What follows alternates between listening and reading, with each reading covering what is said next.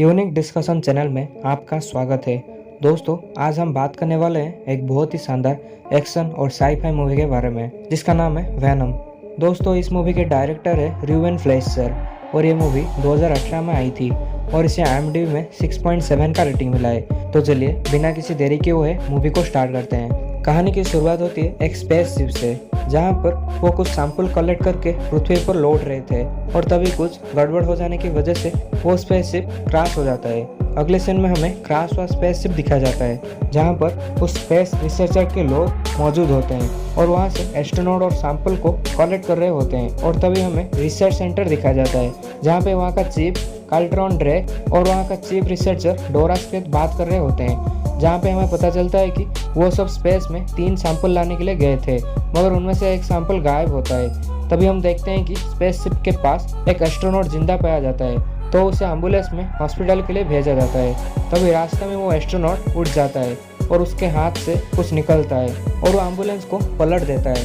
उसके बाद हम देखते हैं कि एम्बुलेंस की छत पकड़ के एक लड़की आती है जिसके पैर में चोट लगी थी, मगर वो अपने आप ठीक हो जाती है। उस लड़की के हाथ में कुछ होता है, फिर वो रास्ते में आगे बढ़ती है।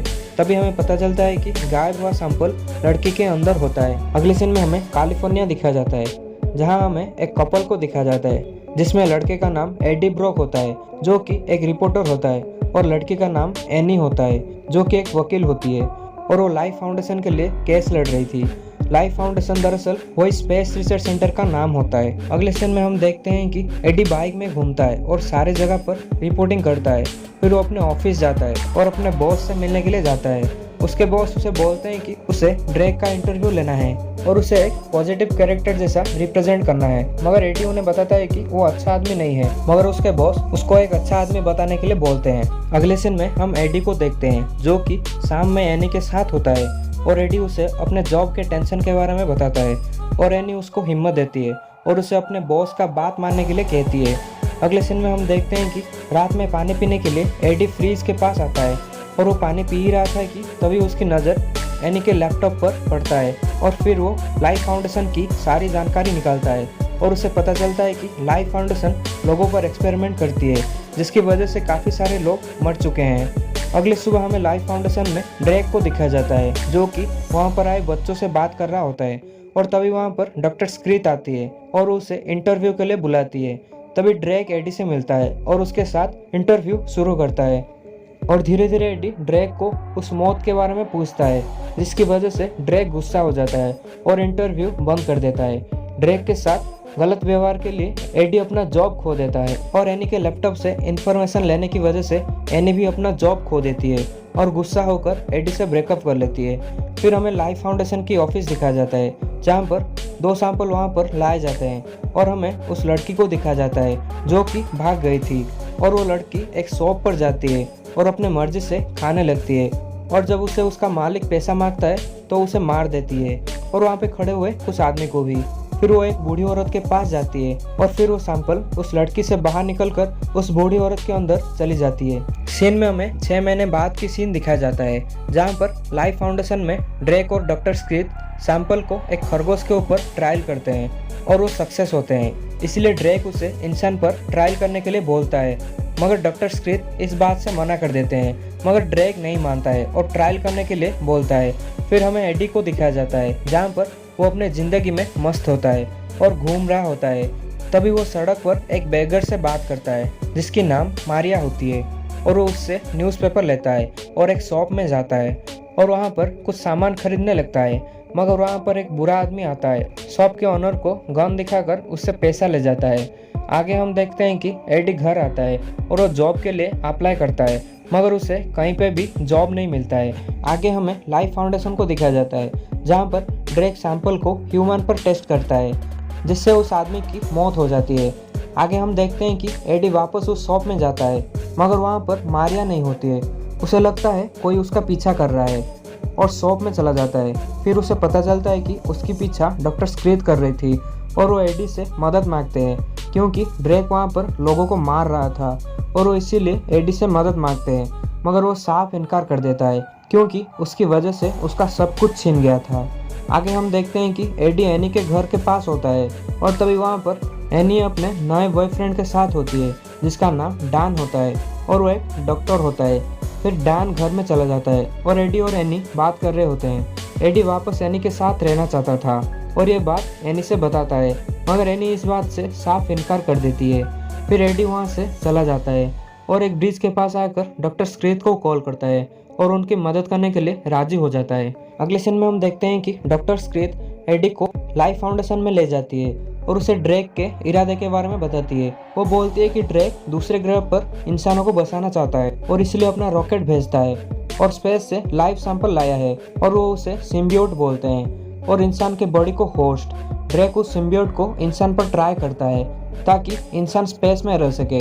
अगर सिम्बियोट होस्ट से मैच नहीं हुआ तो होस्ट की मौत हो जाती है। फिर वो एडी को लैब के पास ले जाती है, मगर तभी वहाँ पर एक सिक्योरिटी गार्ड आ जाता है और वो एडी को लैब के अंदर छोड़ के वो उसके पास चली जाती है। एडी पूरा लैब में फोटो खींचता है और सबको देख रहा होता है कि तभी उसे मारिया दिखती है और वो एडी को आवाज़ लगाती है। एडी जैसे ही दरवाज़ा खोलने की कोशिश करता है तभी अलार्म बज जाती है, जिससे मारिया कुछ अजीब हरकत करने लगती है, मगर एडी दरवाजे को तोड़ देता है और दरवाजा जैसे ही टूटा मारिया उस पर हमला कर देती है।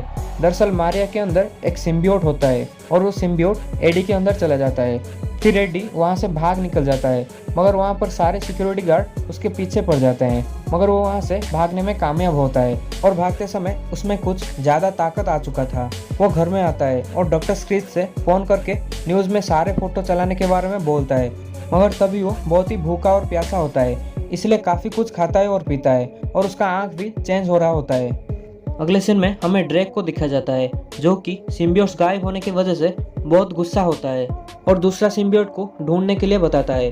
अगले सीन में हमें एडी को दिखाया जाता है जो कि काफ़ी परेशान होता है और एनी से मिलने के लिए जा रहा होता है और वो फ़ोन से बात कर रहा होता है कि उसे कुछ अजीब आवाज़ आता है। फिर हमें वो बूढ़ी औरत दिखाया जाता है जिसके अंदर वो सिम्बियोट होता है। फिर वो एक छोटी लड़की का पीछा करती है। आगे एडी एक रेस्टोरेंट में जाता है जहाँ पर एनी और डैन होते हैं।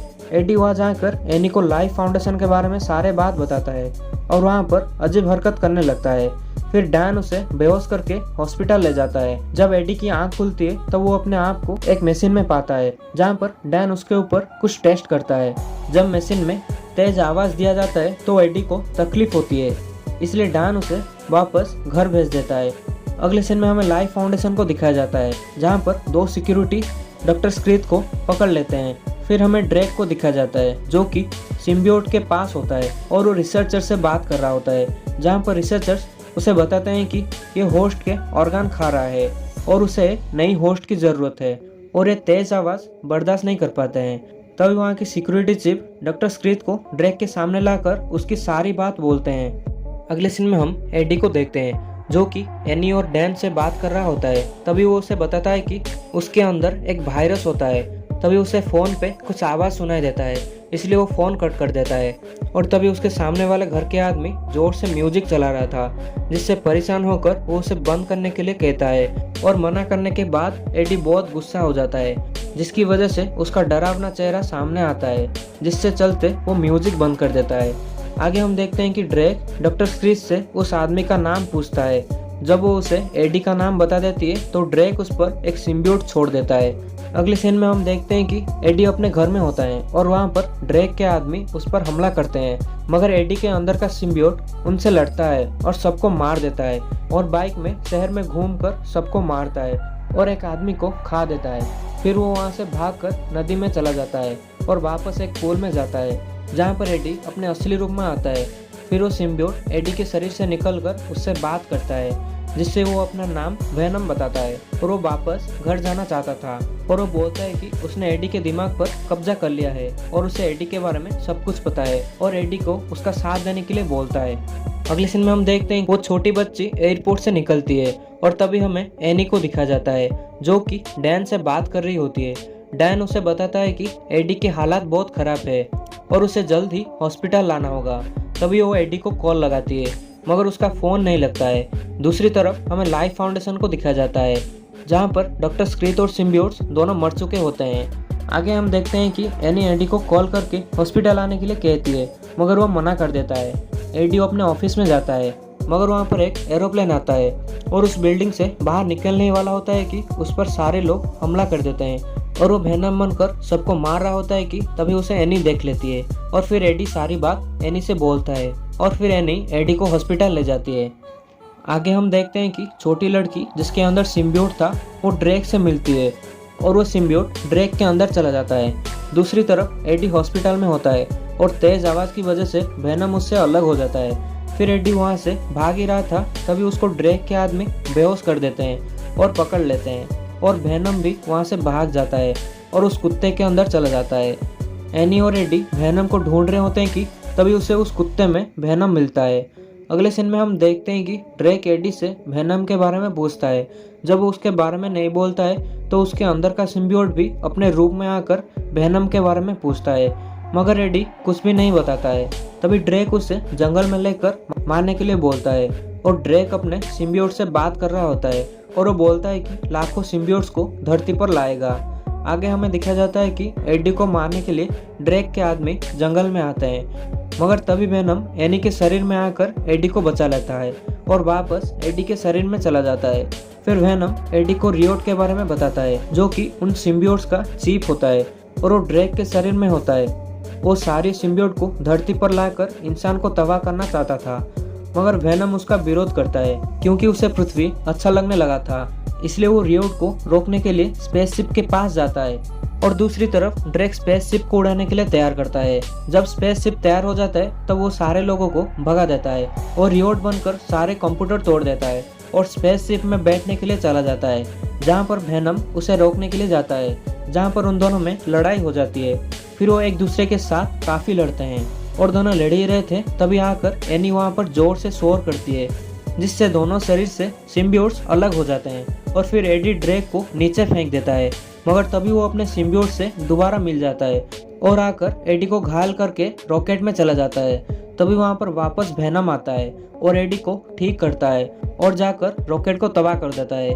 सिम्बियोट का दूसरा कमजोरी आग भी होती है, इसलिए ड्रेक और रियोट जलकर मर जाते हैं और वेनम और एडी समंदर में गिर जाते हैं और एनी को लगता है कि वेनम भी मर चुका है। अगले सीन में हम देखते हैं कि एडी एनी के साथ बात कर रहा होता है। तब एनी एडी को शॉक करते हुए पूछती है कि क्या वो उससे कुछ छुपा रहा है। तभी एडी मना करता है और वो वहाँ से चला जाता है। आगे एडी वेनम को सभी बातें समझाता है और उसे बोलता है कि सिर्फ बुरे लोगों को ही वो कभी कभी खाएगा। फिर वो वापस उस शॉप में जाता है। वापस उस शॉप में वो बुरा आदमी आता है और पैसे मांगने लगता है। तब वेनम अपने रूप में आता है और उसे खा लेता है।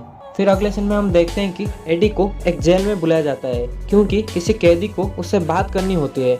जब एडी अंदर जाता है तो हम देखते हैं कि वो कैदी दीवार पर खून से वेलकम एडी लिखा था। जब एडी उसे मिलता है तो वो बताता है कि वो वहाँ से निकलने के बाद कत्लेआम करेगा। फिर कहानी यहीं पर ही खत्म हो जाती है।